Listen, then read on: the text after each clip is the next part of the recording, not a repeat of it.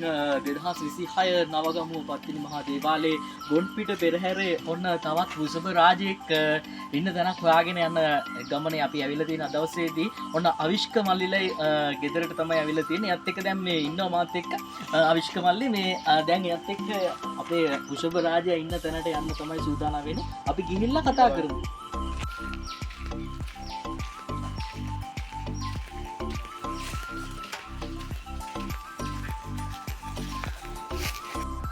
දෙදහස් විසිහය නවගමුව ගොම්පිට පෙරහැර පිළිබඳව අපි තොරතුරු ගවේශණය කරගෙන යන ගමන් අපි අවිෂ්ක මල්ලියාගේ ඔන්න එයාගේ වෘෂභ රාජයා ගාවට තමයි මේ පාර ආවේ. ඉතින් අවිෂ්ක මල්ලි කියන්නකෝ බලන්න මෙයාට කියන නම මොකක්ද? සුද්ද කියලා තමයි කියන්නේ. ඉතින් මේ පෙරහැරට කොහොමද දායකත්වයේ මෙවර මේ නවගමුව පෙරහැරට සම්බන්ධ වෙන්නේ? ඊට කලින් සම්බන්ධ වෙලා තියෙනවද? ඔව් ඊට කලින් සෑහෙන සම්බන්ධ වෙලා තියෙනවා. අලුතෙන් දැන් මෙයා ගෙනාවා.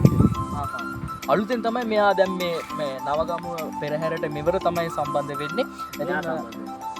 මේ පාර මේ පෙරහැරට සම්බන්ධ වෙන්නේ. ඉතින් ඒ වගේම දැන් මෙයාව හම්බුනේ කොහොමද වාට? මෙයාව මම ගත්තේ කුසල් අයියා. අපේ ඒ කියන්නේ කොට්ටාවේ කුසල් අයියාගේ තමයි මෙයාව අරගෙන තියෙන්නේ. ඉතින් අර කොට්ටාවේ කුසල් අයියාගේ සුද්දගෙන් අබේදානය ලැබුණු තවත් වෘෂභ රාජයෙක් තමයි මේ මගේ ගාව දැන් මේ වෙලාවේ ඉන්නේ. අපේ අවිෂ්ක මල්ලි තමයි ආදරෙන් රැක බලා ගන්න මේ විදියට. ඉතින් මෙවර නවගමුව ඓතිහාසික 2026 පෙරහැර මංගල්‍යයට සම්බන්ධ වෙන බලාපොරොත්තු වෙමින් ඉන්නේ. ඉතින් අපි පෙරහැර ඒ කියන්නේ දැන් රාජකාරී කටයුතු වල දැන් මේ වෙනකොට ඉතින් සාමාන්‍යයෙන් ඔයාට විශ්වාසයිද මෙවර පෙරහැරේ මෙයාව අරන් යන්න පුළුවන්ද කියලා? ඒ වගේම තමයි විශේෂයෙන්ම දැන් මේ දැන් මෙයාට කොහොමද දැන් මේ දැන් අලියතුන්ට නම් විශේෂ ඇඳුම් ආයිත්තා මන්දනවා මෙයාට විශේෂ ඇඳුමක්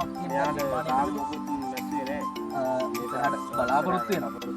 ඔව් ඒ වගේම තමයි විශේෂයෙන්ම දැන් මේ ගොම්පිට පෙරහැර නවගමුව පත්තිනි දේව මෑණියන්ට කරන උපහාරයක් විදිහට මේක විශේෂයි මේ පැත්ත. ඒ වගේම විශේෂයෙන්ම මේ නවගමුව පෙරහැරට සම්බන්ධ මේ ආසන්නයේම ඉන්න නිසා බොහොම ලේසි ඉතින් පෙරහැර රාජකාරී කටයුතු සඳහා මේ යන්න වුණත් ඉතින් අපි බලමු මේ සම්බන්ධව ඉදිරියේදී තවත් ලස්සන වැඩසටහන් ගණනාවක් ඔබට බලාපොරොත්තු වෙන්න අපි අදට සමුගන්නවා. බොහොම ස්තුතියි අපිත් එක්ක එකතු වුණාට.